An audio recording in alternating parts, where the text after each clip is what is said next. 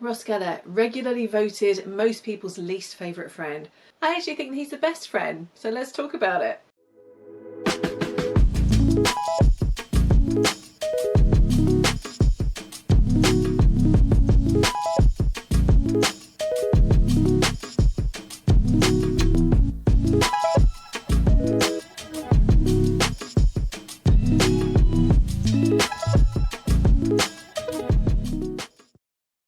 Hi everyone, I'm Rosie Blythe. I'm the author of the Princess Guide to Life book series, and on this channel we talk about everything from books to finances to spirituality. And today we are concluding our mini-series on Friends and why each character is both the best and the worst. Here, take my car, go pick up your friends. No, I'm not going to pick them up. Listen, we both know you're gonna do it because you're not a jerk. Okay? After all the wonderful things Lizzie has told me and the many, many, many stories that Rachel has told me that, well, you're not all bad. Not all bad. So Ross Geller is a very unpopular friend, it's sad to say. He's actually secretly kind of my favourite. Part of this, I think, is because David Schwimmer is such a fantastic actor. And it kind of slowly dawned on me over time that those moments from Friends that would just randomly pop into my head and make me laugh, it was always Ross. It was Pivot. Pivot! And it was him doing stupid voices. Or trying so hard to act like things were normal and ordinary and mundane. A date? Yeah. Why? Is that weird for you? I know. It's the opposite of weird. It's regular. It's mundane. It's actually a little dull. I think David Schwimmer is such a talented comic actor and such a great physical actor. I think they gave Ross lots of physical things to do because of that.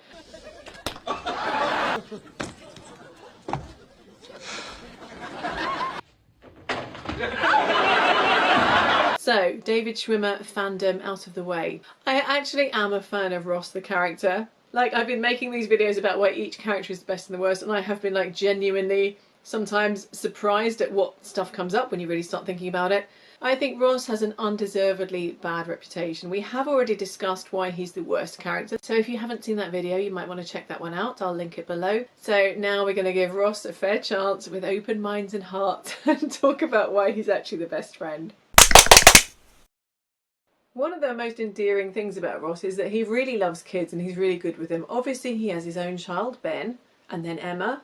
And he tries to see Ben as much as he can and be a really active father, which is hard because his ex and his ex's affair partner, who's now her wife, don't particularly want him around a huge amount. I love Ben, but every time I have to drop him off at Carol and Susan's, it's like, it breaks my heart a little. Unless it's to like do babysitting for them. And this is Funny Clown. Funny Clown is only for after his naps, not before his naps or he won't sleep. Carol, we've been through this before, okay? We have a good time. We laugh, we play. It's like we're father and son. Honey, relax. Ross is great with him. Don't look so surprised. I'm a lovely person. So they do kind of try to squeeze him out a little bit. We just refer to you as Bobo the sperm guy. And he does have a really hard time with them. How about Julia? Julia. We agreed on Minnie. It's funny, we agreed we'd spend the rest of our lives together. Things change, roll with the punches. They actually treat him pretty appallingly, and I think they kind of get a bit of a pass because they're both women. If Carol had left Ross for a man, there would be no question of the baby being given that man's name. Please, what's wrong with Helen? Helen Geller?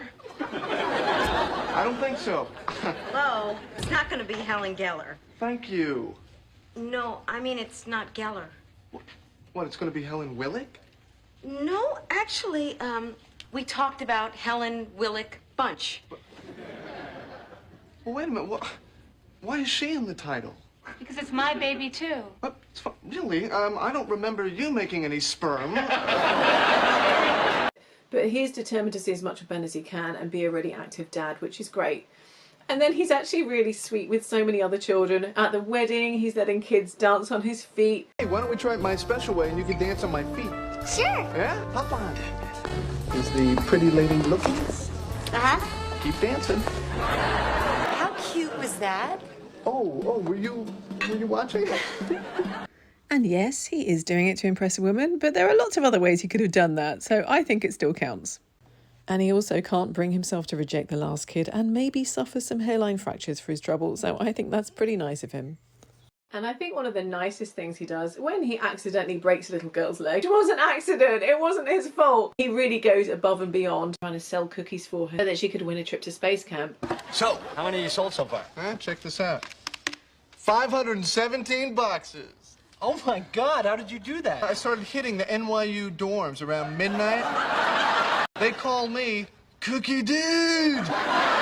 When that doesn't work, he creates a whole space camp for her. I'm sorry you didn't get to go to space camp, and I'm hoping that maybe somehow this may help make up for it, okay?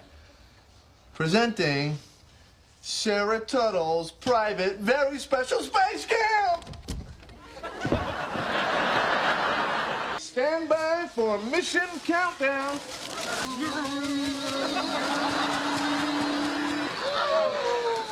Ross is really at his best when he's around kids. I know a lot of people criticise Ross for losing interest in Ben once Emma was born, but as someone who has worked in TV, I can see why you wouldn't write a lot of scenes with 2 children in them, because those kinds of scenes are really hard to film. So honestly, I think this is just the writers not realising how much we would be analysing every aspect of the show 30 years on. They could have just thrown in a few more casual references to Ben, because to be fair, he does get the occasional mention. Hey, how serious are you about keeping Ben in your life? My son? Pretty serious. Oh, this is such a cute picture of Emma. And is this your son, or just some kid whose picture you bring on vacation? That's Ben, my son from my first marriage. Also, you can see that Emma has a very unrealistically tiny impact on her parents' lives, because the writers wanted Ross and Rachel to have an accidental baby because it's a fun storyline, but once you've wrung out all the comedy from the birth, the maternity leave, etc., they don't really want to include her as a character in the show, so she's just kind of bundled away with the nanny a lot of the time. And that's showbiz, folks. Also, people complain that Ross is the reason Rachel didn't take the Paris job in the end, but they also complain that he didn't seem that bothered about Emma going. Whereas I see it more as he was trying to be supportive of Rachel taking the opportunity, which of course he wasn't thrilled about. Rachel emphasises that her employers will facilitate the family getting to see each other regularly. I know it's huge and it's scary and it's really far, far away from you guys, but this is such an incredible opportunity for me. And I've already talked to them about our situation with Emma, and they said they'll do whatever we need to make us feel comfortable. Okay. I mean, I'll fly back and forth, they'll fly you out, anything we want. All right, we'll work it out. And I did say in my video on why Rachel is the worst, it was a crazy idea for her to move continents anyway, especially given the fact that she's not the most hands-on parent and she does need a lot of support. But again, that's because it's much easier to write a line saying, "Oh, Emma's with my mum again," rather than film a baby in a scene. But it is made explicitly clear to us throughout the series that Ross is a very devoted father, so I think we as viewers have to accept that and realise that he swallows down a lot of the pain involved in not always getting to live with his kids when he has no choice in the matter. Ross actually does incredibly kind things for people all the time, I think more so than any other character on the show. A prime example of this is when Phoebe just mentions in an offhand kind of way that she never had a bike. I never had a bike of my own. What? Well, we didn't have a lot of money. But the girl across the street had the best bike. It was pink, and it had rainbow-colored tassels hanging off the handle grips, and a bell, and this big white wicker basket with those plastic daisies stuck on. It doesn't seem to be overly troubling her now, but it troubles Ross to the extent he can't stop thinking about it until he gets her a bike. And it's exactly the way she described her dream bike. Ever since you told me that story about that bike, I couldn't stop thinking about it. I mean, everyone should have a first bike, you know, so... Oh my God, Ross! You like it? I love it! Yeah? Oh, my first bike! Thank you for the best present I've ever gotten. You're welcome. Other people who heard the story didn't do the same thing. It's only Ross who actually thinks about this stuff and then does something about it. And it's not the only nice thing he does for Phoebe. He's also thoughtful enough to get her tickets to see Sting, even though the way she demanded them was pretty rude. You're gonna love me so much. I got Sting tickets! Oh my God, I do love you! And we mentioned this in the Why Ross is the Worst character, when he kind of lets his ex-wife crash a date. Look, I'll try to get back as soon as I can. I'm sorry. I'm spending most of my time teaching science, which is funny because that wasn't even my major. Do you think... Would it be too weird if I invited Carol over to join us?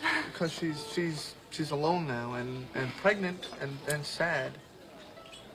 I guess. Are you sure? But that is such a kind thing to do. He couldn't stand to see her abandoned on her date, sitting there all alone, because he still loves his ex-wife at that point, even if they can't be together. Just because they're separated doesn't mean that that love and compassion goes away. And, you know, most guys would be pretty bitter if their wife left them for someone else. But Ross is ready to just be kind and forgive her anyway. And I think he doesn't get enough credit for being gracious about that. And also the prom thing for Rachel. Obviously, he had a huge crush on her and he wanted to spend the evening with her. But that was really kind to get himself ready and then never say a word about the fact that he did that for her. I can't go to my own prom without a date. I can't. It's too late. If you're not going, then I don't want to go either. Oh, I'm gonna kick Chip's ass. I have a wonderful idea. You should take Rachel to the prom. Doubtful. Your mother's right. Take her. You could wear my tux. Dad, she wouldn't want to go with me. Of course she would. You're a college man. I don't know. Well, come on. Don't you want to find out? I can't believe I don't get to go to my own prom. Is it so harsh? Okay. Hold my board. And I think it's worth noting that what actually convinces him to take that risk is not his own desire for Rachel, but the fact she's heartbroken that she can't go without a date. Just be cool. Just be cool. Bye, sugar. Okay, oh, dear. Jack, how do I turn this off?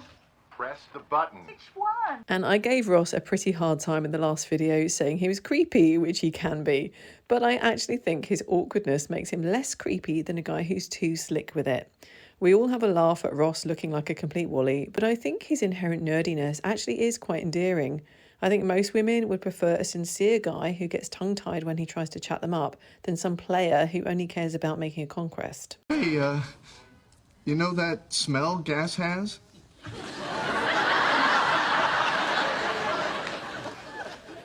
Yeah. They put that in. What? The gas is odorless, but they add the smell so you know when there's a leak.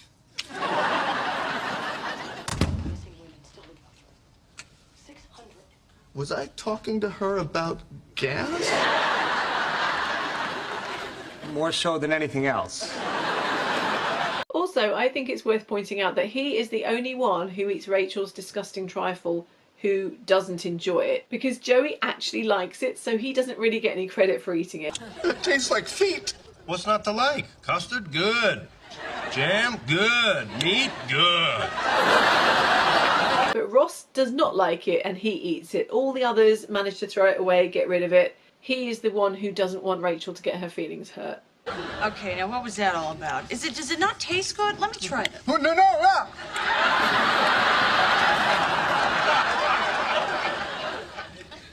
All gone.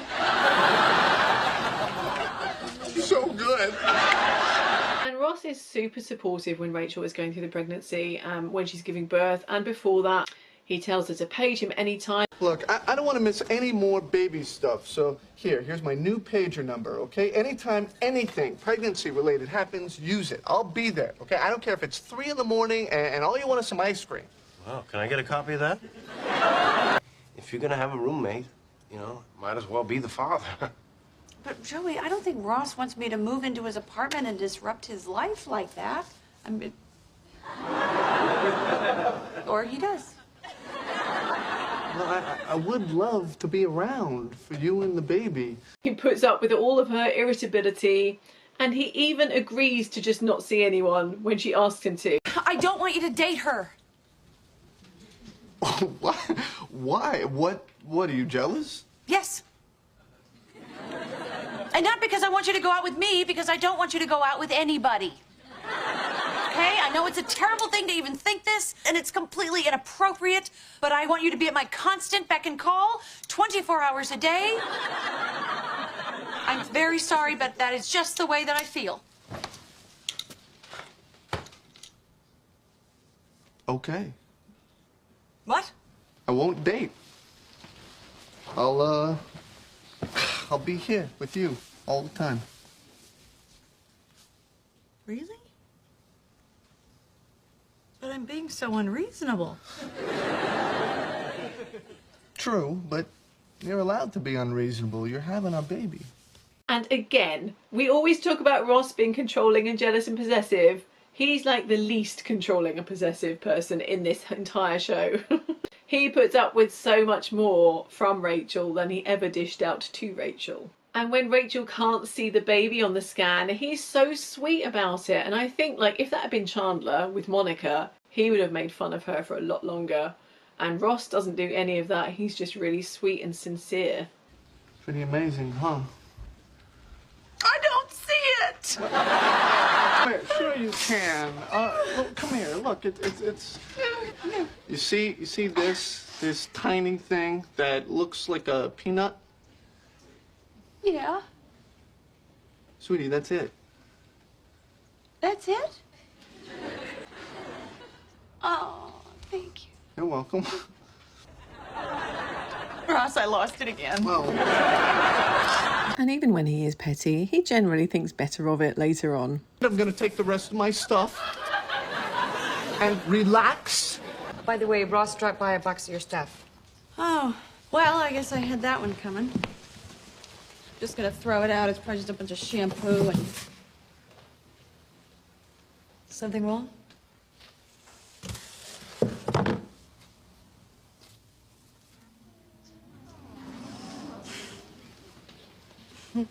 No, nothing. And I have to mention, in the video that I made about why Joey is the best friend, I said that he was sweet to propose to Rachel when he finds out that she's pregnant.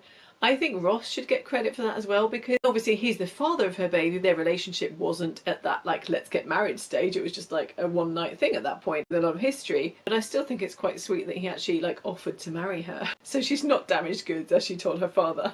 Please, I want to apologize for the way I acted earlier today. Okay, Ross, that's fine, but can you please stay up near my head? What? Oh, again. Sorry. I mean, I think I went a little crazy. I mean, I was thinking about myself when I should have been thinking about you. Okay, head Ross, head Ross, head Ross. Right. I want you to know that I'm going to be there through this whole thing. Okay? Okay? The doctor's appointments, the Lamaze classes, baby-proofing the apartment. Although, we can probably worry about that till after we get married. Well, married? Well, yeah, I think we should get married. What, because that's your answer to everything? No, because that's the right thing to do. Yeah, maybe, if you're in love. But Ross, we're not in love, are we? No, but still, I mean, you can't possibly do this alone. Excuse me? And he apologises for freaking out and making it all about himself and his own reaction, and when he should have been thinking about her. And I think that that shows a lot of maturity, that even when he does have moments of reacting in a particular way, afterwards he does take a step back and thinks about it, and there's like, no, I was wrong. I need to go and apologise to that person, because a lot of people wouldn't do that. So he actually starts thinking about Rachel's point of view. And I'd just like to contrast this with Chandler, the man baby who was too afraid to get married. He only decides that, oh, actually I can go through with it, because he decides he can handle it, not because he doesn't want to hurt Monica. I am never having sex with you again.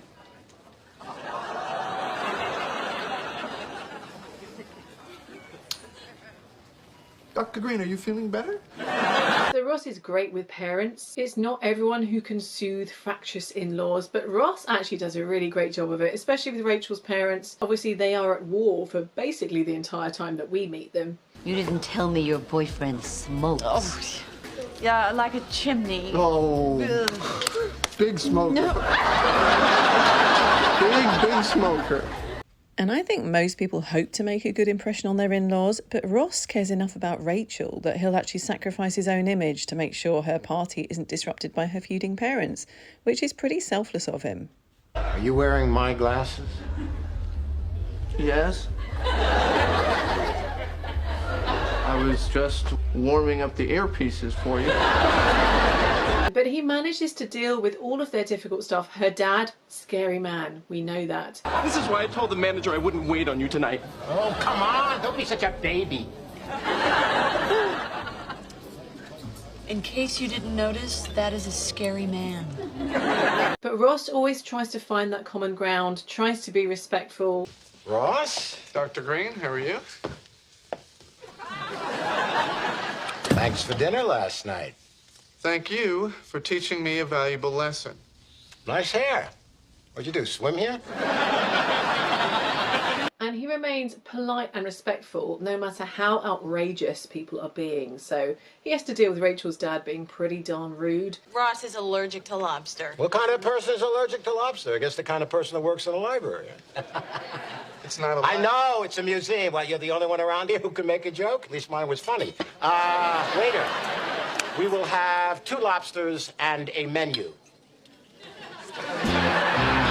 He's very good-humoured around Rachel's dad, even though he's a very, very scary man. And I have seen people criticising Ross for ganging up on Rachel with her dad, but honestly I think that A, the criticisms they're sharing are valid and they're both actually looking out for her best interest, and B, if you can find common ground with a man like Mr. Green, you should take it, because an opportunity to get on his good side isn't going to come along too often. What? It's true. My right leg is 2 inches shorter. Come on, you're just tilting. Her legs are fine. I know that. So what do you let her go to a chiropractor for? Sorry, let her? What can I do? She doesn't listen to me about renter's insurance either. Wait a minute, you don't have renter's insurance? No. But what if somebody steals something? How are you going to run after him with one leg shorter than the other? And he manages to stay polite when Emily's parents are making outrageous demands. With this bill for my half of the wedding, it's insane. How can it be so much? The reception is at their house. Flowers, liquor, recarpet first floor, new guest bath, landscaping. I'm paying to remodel this guy's house. I'm gonna give that son of a bitch a piece of my mind. Dad, please.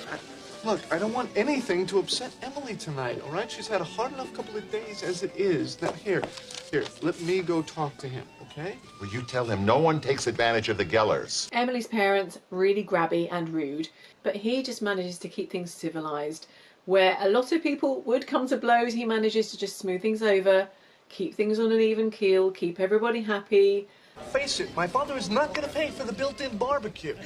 And believe me, you can kiss your gazebo goodbye. Now, I might be able to get you the new lawn. Ah, then you have to give us the lawn ornaments. I go back there with lawn ornaments, he's going to laugh in my face. He doesn't get enough credit for keeping his cool under pressure. And Ross even manages to find a way to coexist peacefully with Paul, which is pretty impressive when the odds are stacked against him.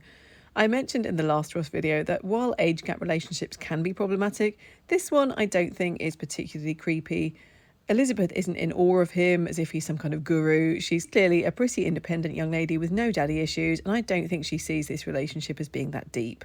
So in this case, I say let them cook. Did you kill any of these wives? I've had enough of this. You know, I care a great deal about your daughter, and I have treated her with nothing but respect. So if you've got a problem with me, frankly... Are you yelling at me? God, no. Ross doesn't have the easiest run of potential in-laws, so it's no wonder he does sometimes make a total fool of himself. But the low points aren't always his fault. Mr. Green gets really mad when Rachel lies to him about why they're not getting married. Is it because that punk Ross won't marry you? That's it. Is that it? Yes, he says I'm damaged goods. But it does result in one of my favourite scenes ever. Explain yourself, Geller. First you get my Rachel pregnant? You got Rachel pregnant? Who did? You did! Yes. yes, I did. But it was just a one-night thing. It meant nothing. Oh, really? That's what my daughter means to you? Nothing? No, sir. She means a lot to me. I mean, I care. I love Rachel. What? Oh, but not that way. I mean, I mean, I'm not in love with her. I love her like a friend. Oh, really? That's how you treat a friend? You get her in trouble and then you refuse to marry her? Hey, I offered to marry her, but I didn't want to. And to be fair, Ross does succeed in getting everyone to calm down and see things his way. He really is the parent whisperer. We're very sad that it didn't work out between you and Emily. Monkey. But I think you're absolutely delicious. So everybody laughed when Ross said to Chandler, if you ever hurt my baby sister, I'm going to hunt you down and beat you up. What did he say? Beat your ass? As Monica's older brother, I have to tell you this.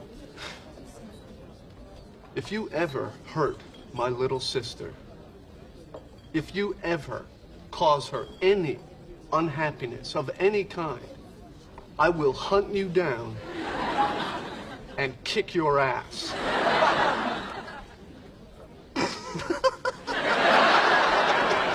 I told him that if he ever hurt you, I would hunt him down and kick his ass. What? What is the matter with everybody? I'm serious. I would kick his ass.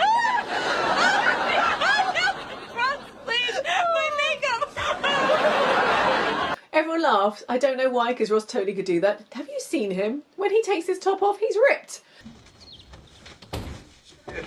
Anyway, just getting a little bit distracted there. But then when the unthinkable actually happens and it looks like Chandler is going to jilt Monica, Ross, again, keeps his cool. He manages to retrieve Chandler and get him to the altar without going mad at him. How is she? She's fine. She doesn't know you're gone. And she doesn't have to know, okay? Now, come on. We're going home. This is too huge. You know, okay, you're right. It is huge. So why don't we take it just a little bit at a time? Okay, forget getting married for a sec. Just forget about it. Can you just come home and take a shower? Well, that's not scary, right? Depends on what you mean by we. Ross is the one who actually manages to find Chandler and talk him down to the extent that he actually makes it to the wedding. He keeps everything calm. And can you imagine how much emotional turmoil he must have been feeling in that situation? He must have been so mad at Chandler for even potentially breaking Monica's heart. We talked about this in Why Chandler is the Worst character. I think almost jilting Monica was basically one of the worst things that any of the friends ever does, if not the worst. And it's just kind of swept under the carpet. We never talk about it. But Ross in that situation managed to just keep things under control. So he was a really supportive friend to Chandler, even though in that moment he probably didn't like him very much. But he did what needed to be done to make sure that everything went smoothly on that day. That his sister didn't get her heart broken, that his best friend didn't destroy his own life, and disaster was averted. And when he upsets Phoebe, when he talks about her not having boyfriends and being like completely commitment free, he tries so hard to make up for it afterwards. What's up? Is Phoebe okay? Oh, yeah, no. Phoebe is great, but I'm an idiot. Okay, look, right before you guys went out, I accidentally got her all upset. Oh, that's why she was weird. Yes, yeah, I said something stupid about her never having had a serious relationship, but you should know she is so much fun, a wonderful person. Please, don't blow her off. No, I'm not gonna blow her off. I actually just got off the phone with her. We're going out tomorrow night. I mean, I hope that's okay with you. Stranger from the coffee house. Well, then I didn't need to bother you. You or the 4 other Mike Hannigans I bothered.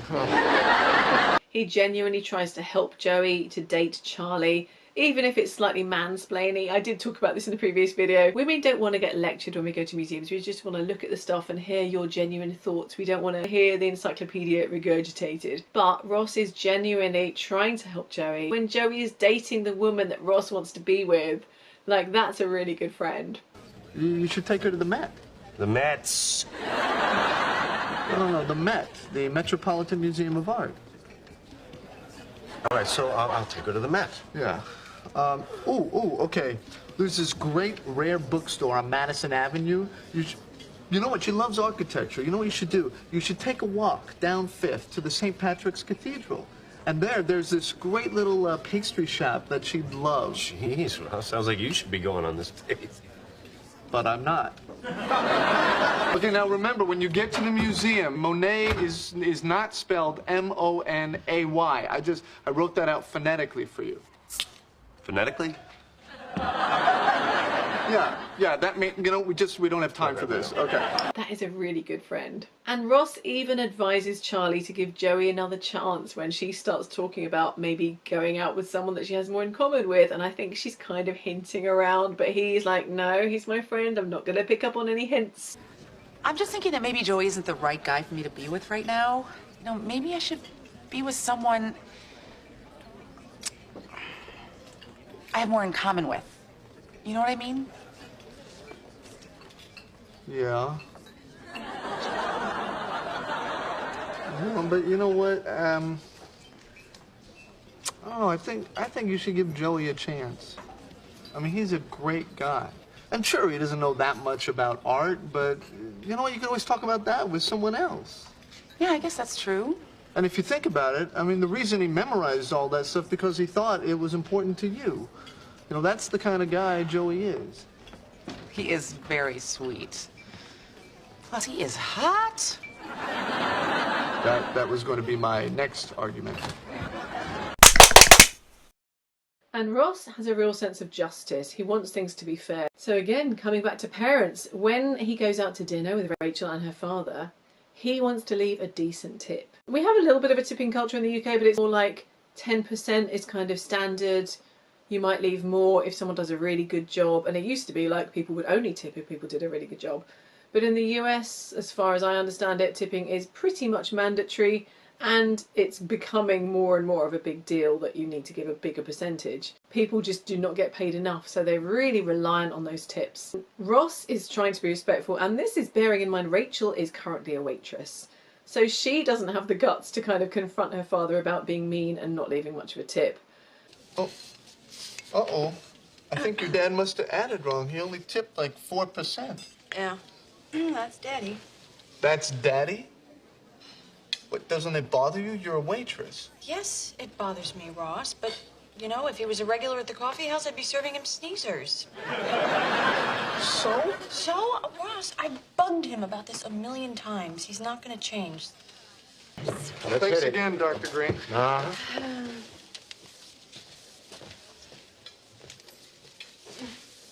Oh, wait.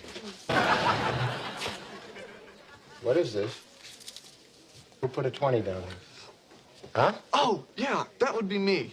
I have a problem. I tip way too much. Way too much. It's a sickness, really. Yeah, it is. We really have to I do know, something. I know. Excuse me. You think I'm cheap? This is nice. I pay $200 for dinner, you put down 20, and you come out looking like Mr. Big Shot. You really want to be Mr. Big Shot? Oh. Here, I'll tell you what. You pay the whole bill, Mr. Big Shot, all right? Well, Mr. Big Shot is better than Wethead. So Ross does the right thing and he gets punished for it. But as we said, he's really good at just smoothing things over. So he takes that hit, he pays for the entire dinner to be a big shot. But he doesn't quibble about that, he doesn't argue back, he just does it. And although Ross is kind of bratty when his dad decides to give Monica the Porsche, it was his idea for his dad to actually speak to Monica and make up for the fact that Monica's parents do treat her really badly compared to Ross. So Ross is aware of that and he does try to push them to make amends. I think I accidentally used Monica's boxes to keep the water away from the Porsche. Oh, God. Everything's ruined. Dad, she's gonna be crushed. She'll understand, right? It's not like I did it on purpose. Dad, that won't matter to her. Look, all my stuff is safe and dry, and all her stuff is growing new stuff. See, this is exactly the kind of thing that makes her think you guys love me more than you love her. Oh, my God, does she really think that? Well, can you blame her? Hey, look, Monica came here for some memories, and damn it, we're gonna give her some. Okay, grab some empty boxes, okay? We'll take stuff from mine, and whatever we can pass off as hers, we'll put them in there. Great. How are you, honey? How do you think I am? You've wrecked all my childhood memories. You love Ross more than me. And I just rubbed a dead mouse on my face. Sweetheart, we love you just as much as Ross. Now, I'm sorry about everything that happened, and I'll probably never be able to make it up to you, but here's a start. What's this? It's the key to my Porsche. Well, the key to your Porsche. He never actually expresses any resentment that she got the huge, beautiful apartment from their grandmother. And it's kind of strange that he and Carol didn't get it when they were a couple. You'd think that maybe they would have said, oh, Monica, you could get a small apartment for yourself. But no, she gets the big one. Maybe he lets Monica have the big apartment because he knows that her parents treat her badly. I don't know. But he never has any problem with it. He just makes his own way in life in small apartments. And once he's been made aware of the hierarchy in his workplace, he makes a stand and basically starts a lunchtime revolution, which is quite impressive. I look around this cafeteria and you know what I see? I see division. Division between people in white coats and people in blue blazers. And I ask myself, my God, why?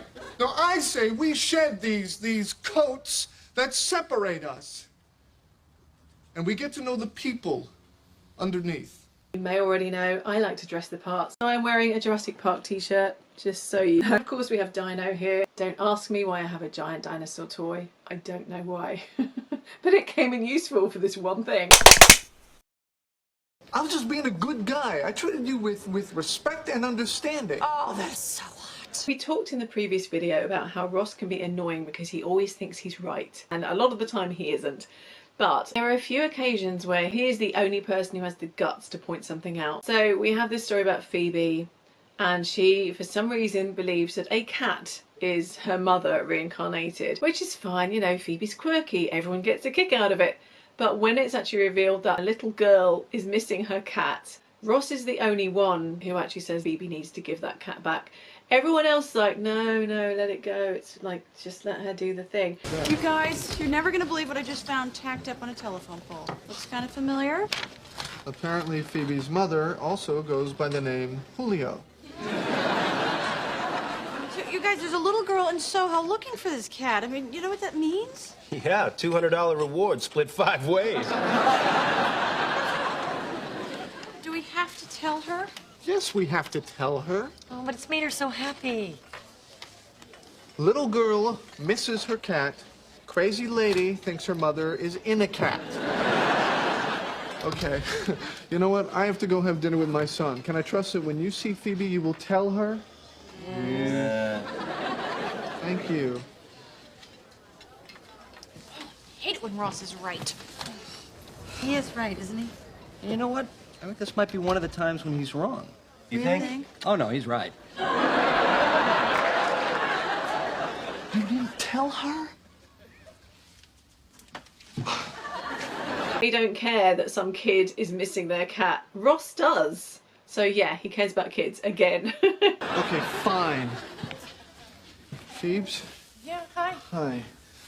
Listen, this cat belongs to a little girl. There are flyers all over the place. Sorry, sweetie. Hey, we can take her back with you if you want. Oh. But, you know, she chose to find me. I mean, I have to respect her decision, right? That's a good call. Yeah, that's right. No. Look, hey, enough is enough. Look, I am sorry that you feel guilty or whatever about spending time with your new mom, but this is not your old mom. This is a cat, okay? Julio the cat. Not mom, cat. And the others are just too chicken to say anything about it. So if it was up to them, the cat would just stay with Phoebe and never go back to the kid who's missing it. But Ross is like, no, that's got to stop. Come on. Ross, how many parents have you lost? No. Okay, then you don't know what it feels like when one of them comes back, do you? I believe this is my mother. Even if I'm wrong, who cares? Just be a friend, okay? Be supportive. I'm sorry. Okay. And I think this scene does a wonderful job of showing the two sides of Ross because, yes, he is a man of principle. Nobody is going to steal someone else's cat on his watch.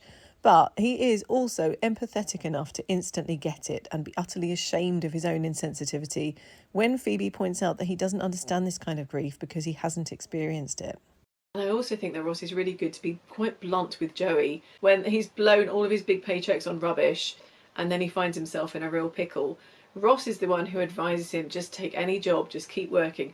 That's really good advice, particularly in show business, like don't take a break. You've got to, you know, keep that momentum up. It's my visa bill. Envelope 1 of 2.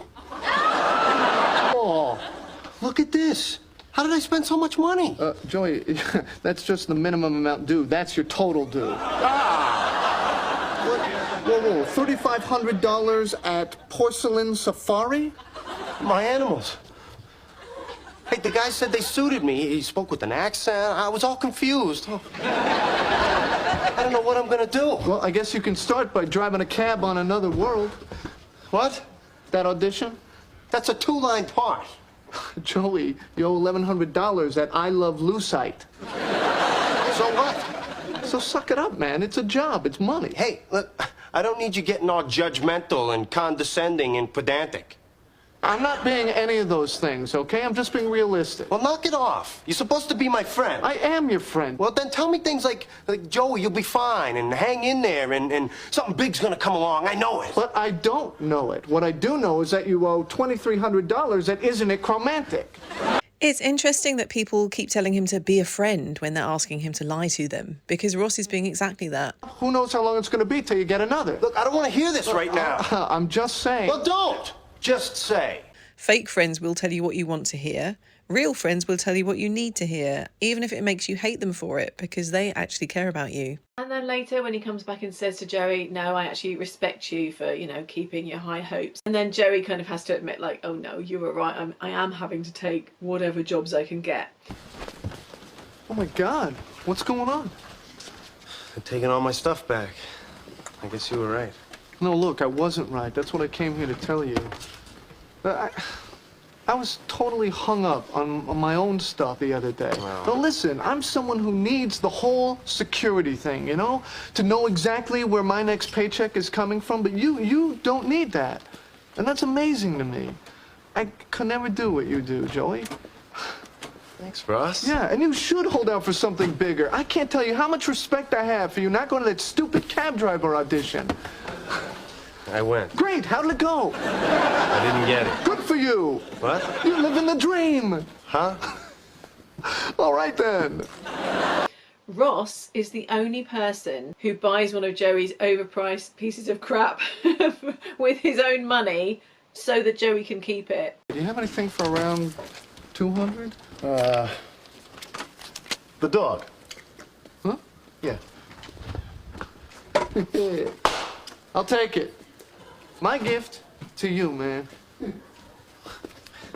Thanks, Ross. Yeah. No one else does anything like that for Joey. And here's principled. I'm actually on Ross's side about those apartment fees. They should have asked the tenant who was just moving out, because presumably they would have been the one who had benefited from the handyman in the building. So I'm on Ross's side there.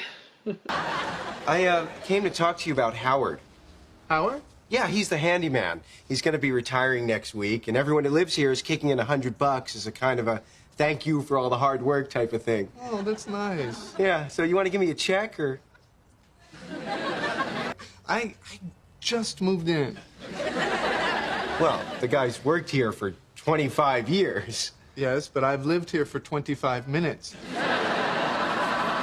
Oh. I'm going to throw a party. That's right, for everyone in the building. And I'm going to sit them all down and explain to them that I am not a bad guy. I am not a cheap guy. I'm just a guy who stands up for what he believes in. A man with principles. Sounds like a fun party. Look, Ross, if you want your neighbors to like you, why don't you just pay the $100? Party's gonna cost you way more than that. That doesn't matter. It's my principles. We're talking about my principles. And I think Ross actually did do the right thing in not taking Rachel up on her invitation to sleep together when she's at a low point. Yes, she argues that it would have made her feel better, but I actually respect Ross for erring on the side of caution and not doing something that would have benefited him, but could have potentially backfired and left her feeling more vulnerable.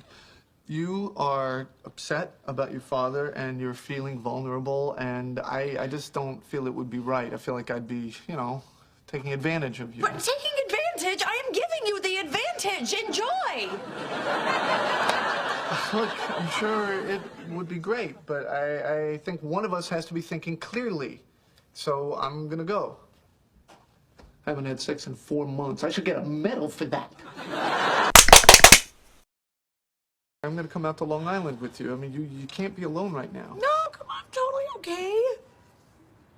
I don't need you to come. I can totally handle this on my own. Still, let me come for me. He is always looking for ways to help, and this is quite a Rachel specific one, but we have already established that he's a kind person in general. But he's always looking for ways to help Rachel, and you'll notice this even in the pilot episode when the first time they meet after years and years. Just notice the way he's fixing her coffee for her the way she likes it. Anyway, I just had to get out of there, and I started wondering, why am I doing this, and who am I doing this for? So anyway, I just didn't know where to go, and I know that you and I have kind of drifted apart, but you're the only person I knew who lived here in the city. Who wasn't invited to the wedding? Oh, I was kind of hoping that wouldn't be an issue. He's just met this woman after many years of not knowing her, and he's already, like, they're already there. And I think that was a very nice little subtle hint at how he really feels about her. So he will fix her mistakes at work. Oh, God, Ross, okay, if you care about me at all, you'll get the pie out of the man's hood. Get the what? There's a pie in the hood, go.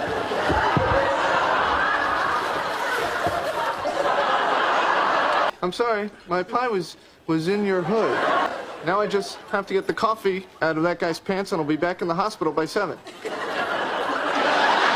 He will grab pies out of people's hoods for her. He will defend her from laundry machine tyrants. Excuse me, I was kind of using that machine. Yeah, well, now you're kind of not. No suds, no save. Okay? What's going on? Hi.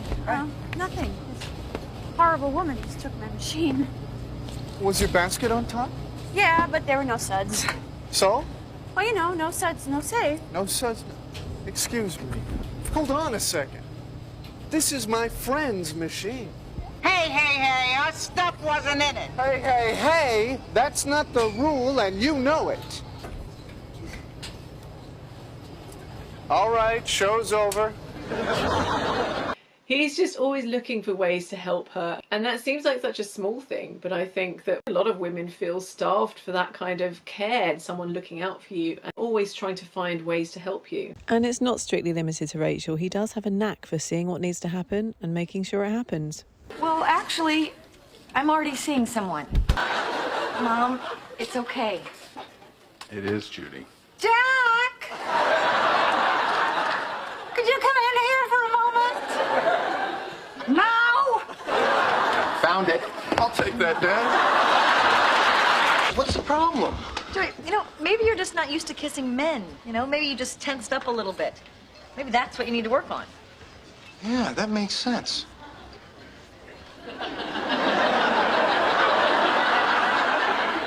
Over my dead body. I've been feeling incredibly guilty about this because I want to be a good friend. And damn it, I am a good friend, so just shut up and close your eyes.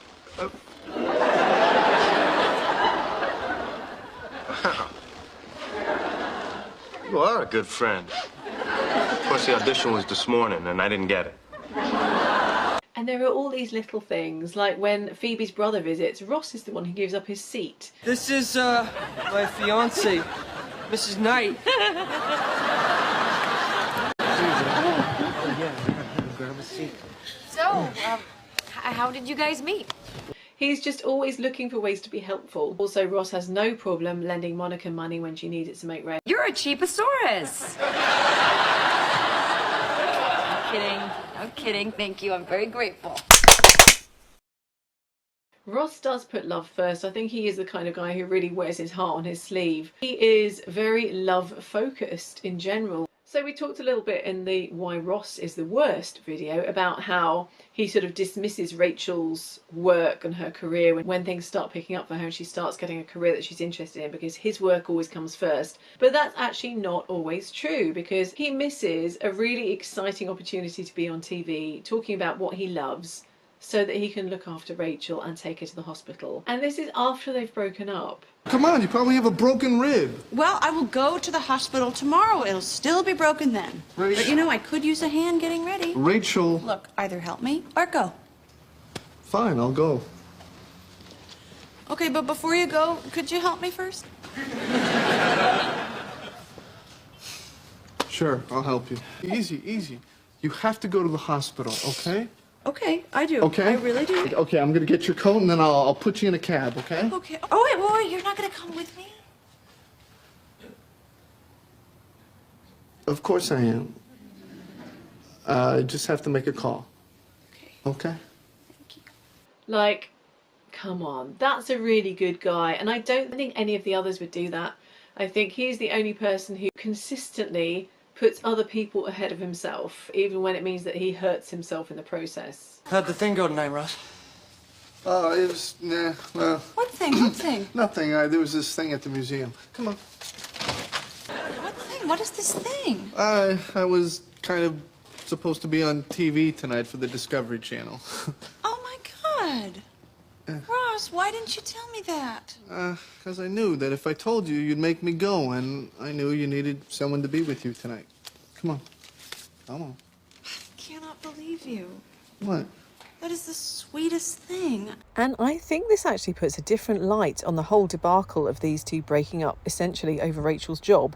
Because while there are layers to this, and I think his first marriage ending in an affair did affect Ross's ability to trust, I think we can see here that when it comes to the crunch, he actually believes that love should be prioritised over your career, and it's not a one-sided thing. It's a sacrifice he is willing to make himself.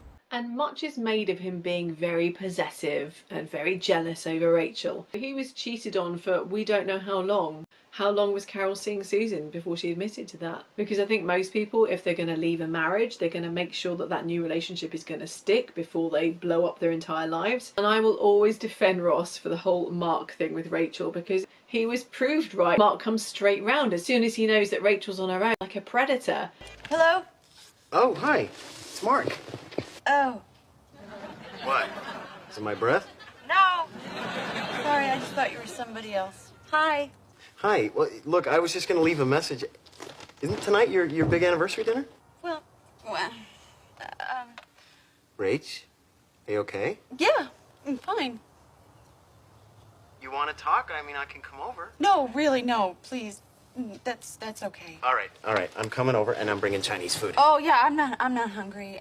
And while it's not particularly great morally to go and sleep with someone else the night that you get broken up with, he won't be the first or the last person to do that. And he was broken-hearted. The thing of this is crazy. I mean, don't you think we can work on this? Hey, what do you want to drink? Who's that? Nobody? Is it okay if I finish the apple juice? Is that Mark? Oh, honey, look, he just came over. Yeah, got it. But you know what? Everyone keeps going on about how terrible Ross was for going and sleeping with someone else. But no one ever points out that Rachel was responsible for the breakup, and she did immediately go on a date with Mark. So, like, she is morally reprehensible, I think. So I feel like he's misunderstood. People think he's like this really jealous control freak. I think he's just a guy who really cares about love. And Rachel gets freaked out when they've been dating for like 6 weeks, and he starts talking about like where they're gonna live when they're married and what they're gonna call their kids, and he likes the name Emily, which is weird because that is quite a significant name in the future. There we go. Okay, I'm sorry. I'm just not very good with babies. I mean, I haven't been around them. I mean, you know, since I was one. It's all right. It's no big deal. Really? Yeah, definitely. I'm sure you'll feel totally different when it's our baby. What? What? You think about stuff like that? Yeah. I mean, actually, I kind of think that we'll have 2 babies. Two babies? Well, we won't want to raise kids in the city, so we'll probably move to Scarsdale. Uh-huh. Yeah, that way, I figure, we'll be far enough away from our parents that we don't have to see them all the time, but close enough that they can come over and babysit whenever we want. And yes, I know the taxes are a little higher than, let's say, Nassau County, but the school system's supposedly great. Wow. Wow, that's great. What the hell happened back there? I don't know. You tell me. 1 minute I'm holding Ben like a football. The next thing I know, I've got 2 kids. I'm living in Scarsdale complaining about the taxes. Well, I'm sorry. I think about stuff. Ross, you have planned out the next 20 years of our lives. We've been dating for 6 weeks. You know what our children's names are going to be. No. I mean, I read a book, and there was a girl named Emily, and I thought that might be good. What was the book? The Big Book of Children's Names. But he just wants that life. We know that he's the kind of guy who wants to commit. He wants to settle down. He's not commitment phobic. But I don't want to be single, okay? I just want to be married again. I just wanted you to tell me that marriage really isn't that big a deal, that I won't be missing out on anything. That marriage stinks. Yeah, marriage stinks. That's not how you really feel, is it? No, I'm sorry. Look, I know it's not what you want to hear right now, but I can't help it. I love marriage. Seriously? You divorceo? I know my marriages didn't exactly work out, but, I loved being that committed to another person. I also love the fact that he doesn't make hard and fast rules for other people. He wants Phoebe to be happy, so he finds another angle to focus on when it comes to Mike the commitment phobe. But come on, I mean, living together will be great. I mean, you guys have so much fun, and you love Mike. I do love Mike. Yeah, see? And you were so excited about moving in together before, and you know what you should be. It's a big deal. So we can laugh at him for always getting married, but at least he's bold and brave enough to put his heart on the line over and over again, which is more than the other guys manage a lot of the time. And just as I think many people never experience having the kind of partner who actively looks for ways to make their lives easier and nicer, I think a lot of people are starved for romance, and Ross is a romantic guy. It was like months ago. We were walking by this antique store, and I saw this pin in the window, and I told him that it was just like one my grandmother had when I was a little girl. Oh, can't believe he remembered. Actually, I took her to the planetarium. That's where we had our first date. She walked in, and I had the room filled with lilies, her favorite flower. That is so sweet. I want to hear the rest. Then Fred Astaire singing The Way You Look Tonight came on the sound system, and the lights came down, and I got on one knee, and written across the dome in the stars were the words, "Will you marry me?" You just make that up? No, actually, I thought about it when we were going out. It's how I imagined I would ask you to marry me. I know a lot of people think that he has this unrealistic, idealised view of Rachel because of the way he put her on a pedestal in high school, but the writers explicitly reject this, showing that he can literally make a list of her faults and he loves her anyway. Just remember how crazy I am about you, okay? Kind of ditzy. Too into her looks. Spoiled. Now that's a little spoiled. He was supposed to type little, the idiot. Just a waitress? And like many wedding addicts, he is an incurable romantic. He just keeps dusting himself off and trying again. And with all the ups and downs with Rachel, he knows he can never truly give up hope. But then I started thinking, and I stopped the kissing. Oh, well, thank you for taking your tongue out of my sister's mouth long enough to tell me that. Look, I realized that if anything were to happen with me and Jill, then nothing could ever happen with us. What? No, I mean, look, I don't know if anything is ever going to happen with us again, ever. But I don't want to know that it never could. I don't want to get over her. What? I don't. I want to be with her. Really? Yeah, I'm going to go after her. Yeah, you are! I think he is a lot more mature than the others. So when we start the series, he is getting divorced. It's not his choice. He thought he was happily married, and he likes being married, and he understands that marriage takes commitment and sacrifice. a lot more than the others do. I think they're very much in the 20s mindset of relationships come and go and your friends are the most important thing. And he's like, no, your life partner is like the one who's actually going to be there through thick and thin, and your friends do come second to that. I mean, Phoebe even says it. You know, boyfriends and girlfriends are gonna come and go, but this is for life. Wow.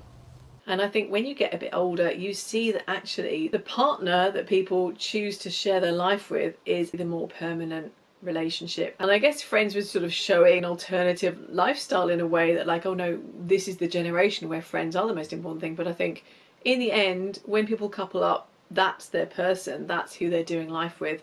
And I think Ross shows maturity in so many other ways, like when there are wrinkles in the preparation for the wedding with Emily and Monica's just like, oh, just postpone it, it's fine. He very sensibly points out, like, people have bought plane tickets, they've flown to England, you can't ask them to just go back and come back another time, that's ridiculous. Like, of course you can't do that. Oh, what, you found a place? No, but Monica and I were talking, and she suggested that we just put the wedding off for a bit.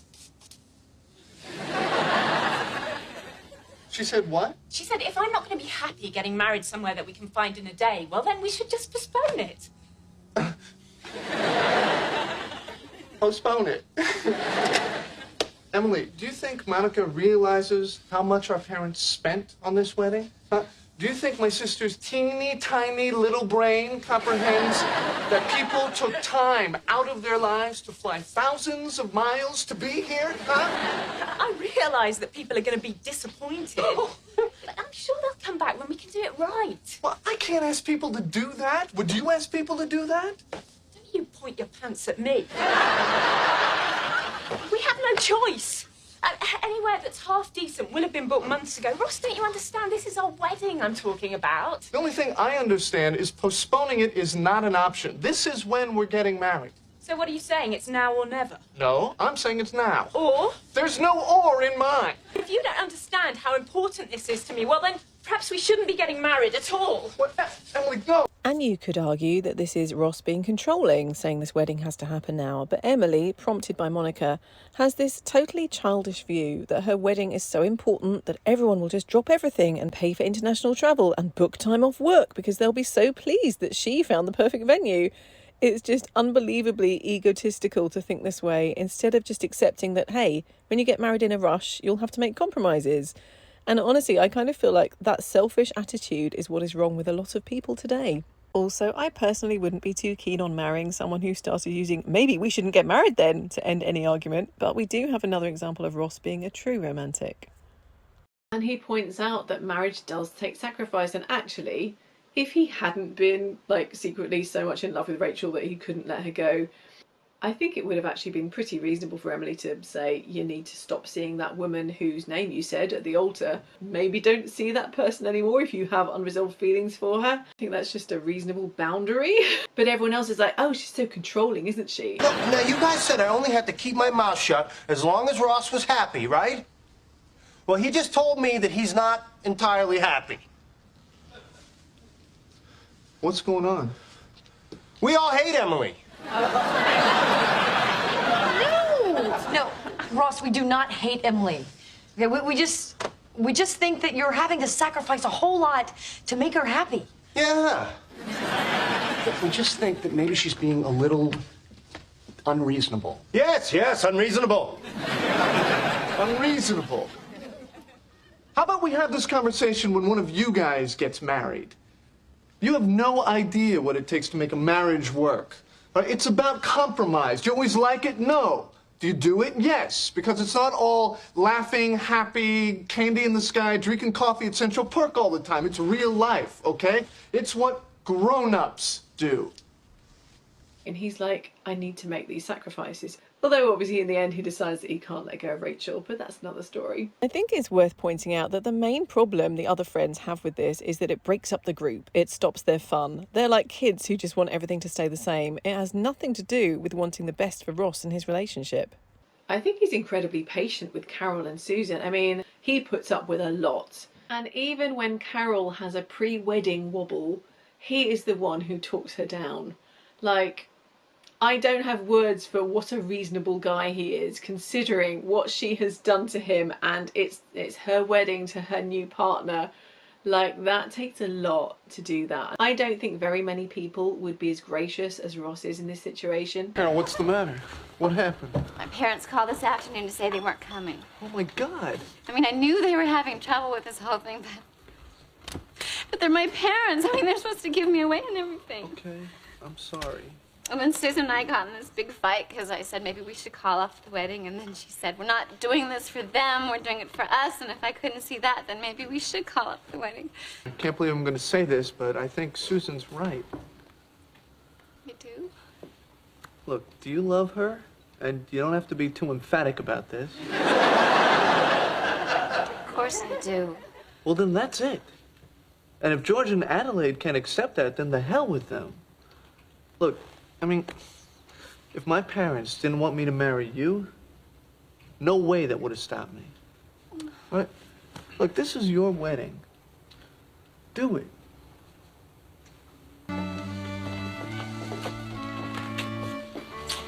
Thank you. Anytime. Ross.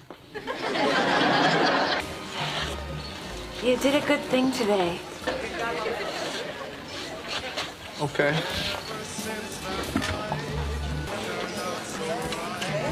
His wife cheated on him. Like, that's probably the most hurtful way that you can end a marriage.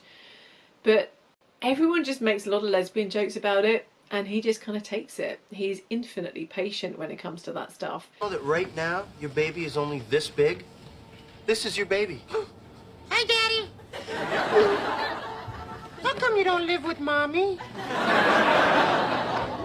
How come Mommy lives with that other lady?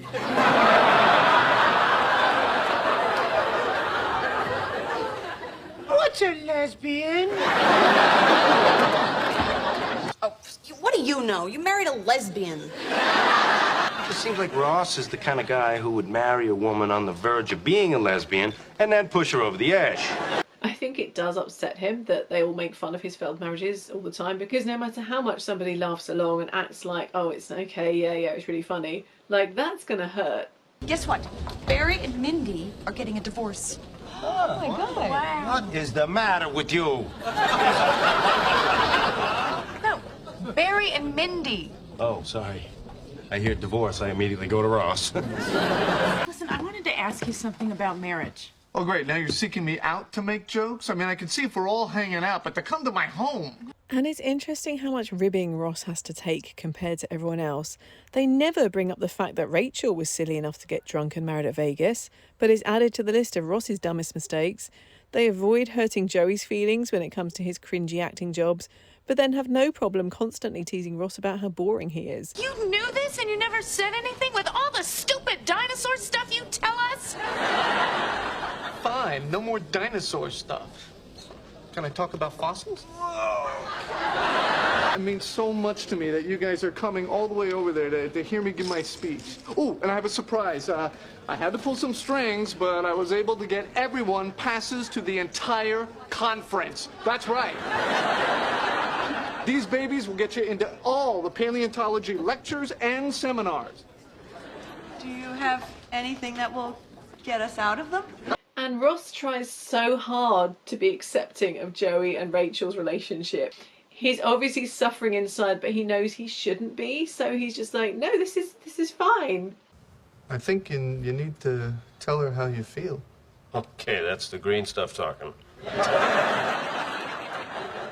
No, I'm serious. You need to find out where she is, because if she's not where you are, then you can start to move past this. But what if, and I'm not saying she will be, but... If she is where you are, then my feeling weird about it shouldn't stand in the way. Are you sure? Yeah. Look, if she's going to end up with somebody else, truth is she couldn't find a better guy, so... Also, he reacted to Joey and Rachel's relationship very graciously because he found out in probably the worst possible way, like catching them in the act.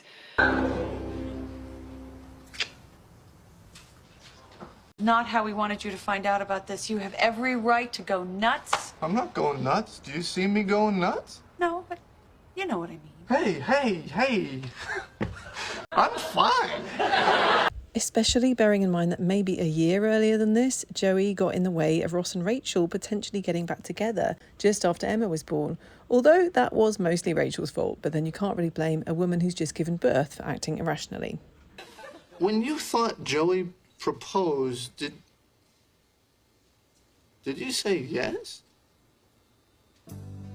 And Joey had had a chance to speak to him and hadn't. He chickened out. Whereas Ross told him straight away that he wanted to see Charlie. And really, it's a much bigger deal for Joey to kiss Rachel than it is for Ross to kiss Charlie. Charlie's just this woman that Joey's been dating for a little bit. Like, he's dated lots of women, it's not that deep. Whereas with Ross and Rachel, like, that was a really long-standing relationship with a baby involved. Like, Ross would have been completely justified in being angrier than he was. But he's just like, no, I'm not gonna, like, react badly to it. I'm going to say that it's fine. Maybe it's time we all moved on.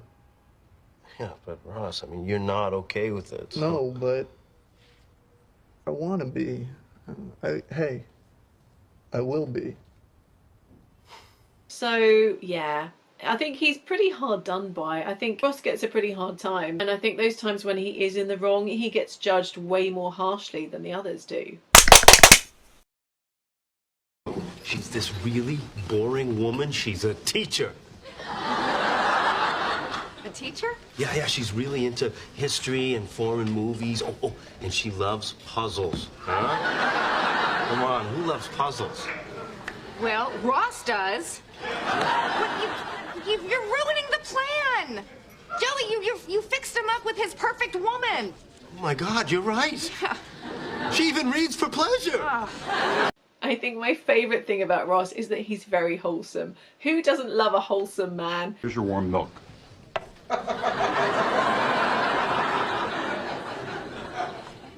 I'm gonna put the bourbon in it at home. You know?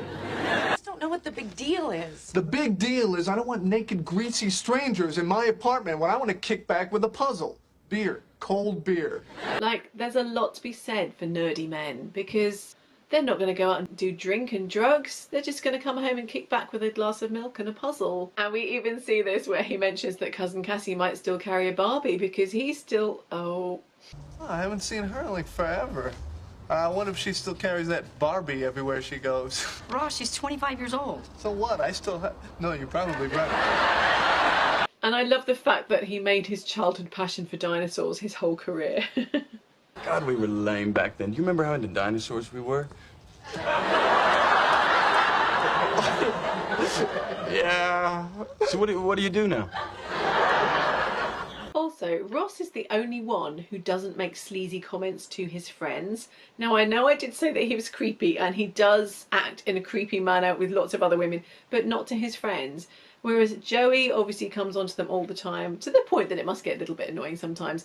And Chandler will just ask incredibly inappropriate questions, kind of like his inner teenage boy coming out. Have you ever been with a woman? What? Chandler, what is the matter with you? So there is no good time to ask that question.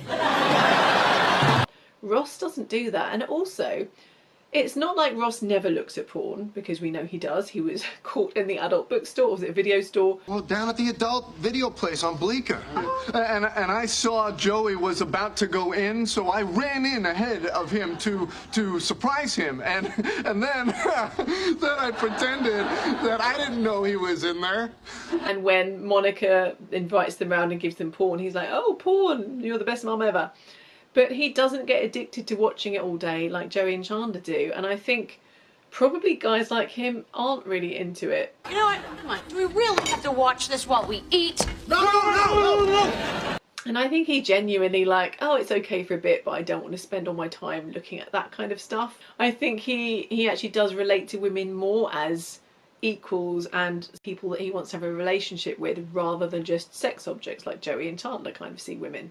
I also think it's funny that there was such a self-own from Rachel when she's like, oh yeah, let's watch the video because you're going to be proven wrong. And she thinks that he doesn't want people to see it because that's going to damage his reputation. actually he's genuinely trying to stop her from embarrassing herself. I am not gonna show you this. No, not the sex part, just the stuff leading up to it. Forget it. She's destroying it. Okay, fine. Fine, we'll just have to think of some other way to put the whole who came on to who thing to rest. Come on now, think! Forget it, Phoebe, okay? It's Rachel's tape, and she can do whatever she wants with it. And she wants to destroy it. So, end of story. I want to see it. What? Clearly, you don't want people to see this tape. Now, I don't want people to see this tape either, but you so badly don't want people to see it that it makes me want to see it. Do you see? I don't want people to see it for your sake. Oh, I don't believe you. I think you don't want them to see you begging me. Fine, but I want the record to show that I tried to take the high road, because in about 5 minutes, I'm going to be saying... Ross, did I ever tell you about the time that I went backpacking through Western Europe?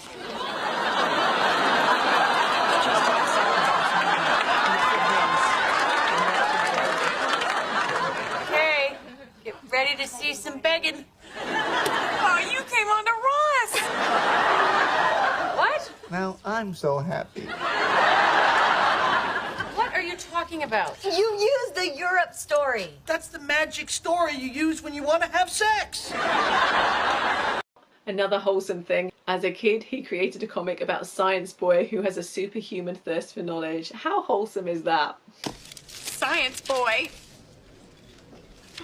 Oh my God. I never thought I'd see this again. What is... It's all here. You really thought Science Boy was worth saving? Well, yeah. Oh my God, thank you, Phoebe. You're welcome. And thank you for Science Boy. I learned a lot from him. You're welcome. And while they all tease him for being boring, he does at least take an interest in culture and self-improvement. I think he would be a very interesting person to have a conversation with. When they found the remains of the Mesozoic mastodon, they discovered what appeared to be the remains of a Paleozoic amphibian in its jaws. How did it get there? But the friends don't appreciate him. I guess they just don't share his thirst for knowledge. And that horrible museum tour? No, I arranged that. There's a Ukrainian film at the Angelica that's supposed to be very powerful. Interested? You're not taking your Bible? You're not supposed to take that. Besides, it's a New Testament. What are you going to do with it? Learn about Jesus. He also has a passion for making music. Not to mention the most important gift you can have, the ability to take delight in the moment. Just go out. Really, the world is your oyster. Kick up your heels. Paint the town red. And live your life with joy and gratitude. We're sad to go, so we're just saying goodbye to the hotel. I love you. Thank you. And that is why, against all odds, contrary to popular belief, Ross is the best friend. I truly believe it. From this dinosaur to this one, and from me, thank you so much for hanging out with us. I've enjoyed it. I hope you have too. Thank you so much for liking the video. Thank you for subscribing to the channel. And I hope you'll join me for future videos. There will be some more friend stuff sprinkled in at some point because I've got some ideas. But in the meantime, I hope you'll enjoy my other videos because it's a pretty eclectic channel. So I'll look forward to seeing you sometime soon. In the meantime, take care. Bye.